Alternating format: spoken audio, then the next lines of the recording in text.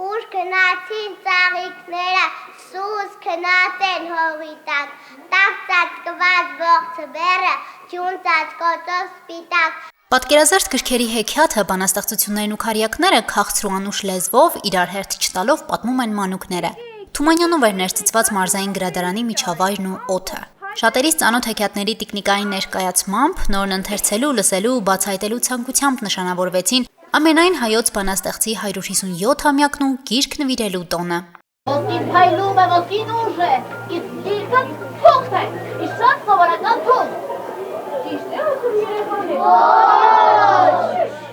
Ընթերցանությունն այն ճանապարհը, որով մարդը ոչ միայն զարգանում է, այլև իր մեջ ձևավորում է հաղորդակցվելու, մտածելու, աշխարհն ընկալելու կարողությունները, դառնալով գրագետ ու բանիմաց անհատ։ Իսկ կարդալու համար տարիք ու սահման չկա։ Գրադարան գրքի հետևից գալիս են թե մեծերը, թե փոքրերը։ Միտքը զարգացնելու, չիմացած է իմանալու։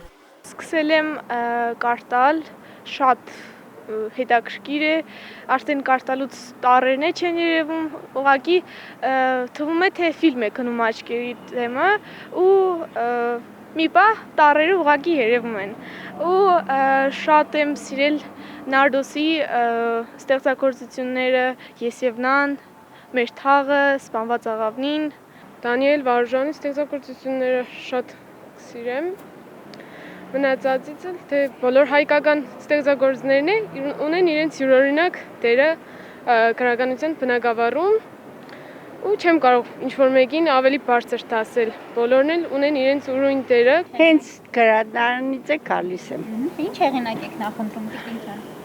Ավելի շատ ում եք կարդում, վերջին կարդածը որն եք նշում։ Ռանչպարների կանչը, վեճի կարդացած գիրքը։ Ես գրքերի մեջ գտնում եմ այն հանգստությունը, որն որ ինձ պետք է։ Եթե ես տխուր եմ լինում, հոգնած եմ լինում, առաջնային ինձ համար գիրք կարդալն է։ Ես գիրք կարդում եմ ու սկսում եմ հանգստանալ,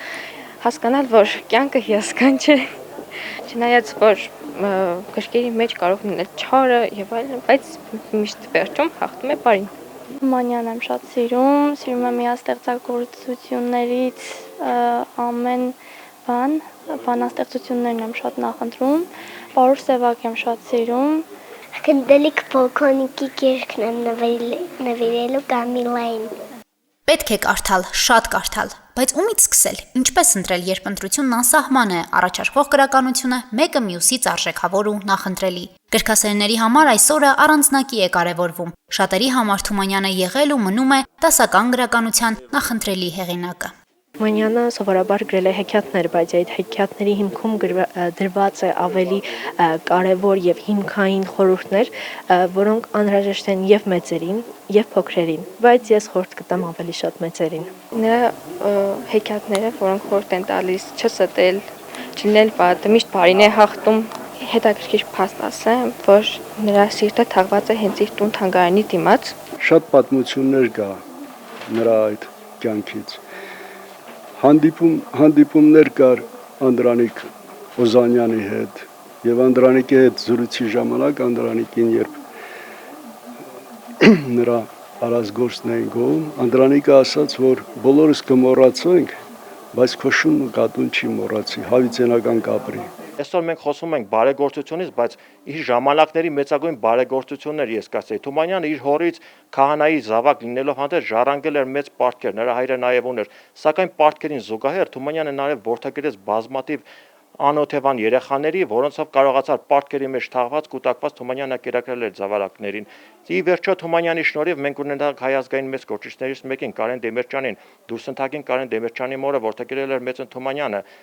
Այսօր ստեղծագործողները, մեծ ու փոքր ընթերցողները ասում, լսում ու քննարկում են Թումանյանի գրական ժառանգությունը։ Գրադարանից է սկսվում գրքի ու գրականության հանդեպ սերը։ Այստեղ է ուսուցանվում ընթերցելու մշակույթը։ 220,000 գրքից բաղկացած ֆոնդում միշտ կա նորն ու հետաքրքիրը գտնելու հնարավորություն։ Իսկ մեծերի օրինակը փորձով ու խոսքով գրքին հիշեցնում է։ Կարդալ պետք է այսօր ու միշտ։ Նախադպրոցական սաներից սկսված մինչև 70-80 տարեկան ընթերցողներ ունենք։ Կփաստի մեր սպասարկման բաժինը։ Ասեմ, որ ընթերցողների ճաշակը շատ տարբեր են։ Եթե մենք նայենք մեր ցուցափեղկերին, մենք տեսնենք ծայրահեղական, ծայրահեղությունից մինչև մեկ այլ ծայրահեղություն, որովհետև իսկապես նրանք այնպիսի ճաշակով ընթերցողներ են։ Սարսափ ժանր, արկածային ժանր, գեղարվեստական։ Շիրակի մարզային գրադարանը այն մշակութային օջախն է, որը պահում է ժամանակի շունչը, արժևորելով հինը, գնահատելով նորը։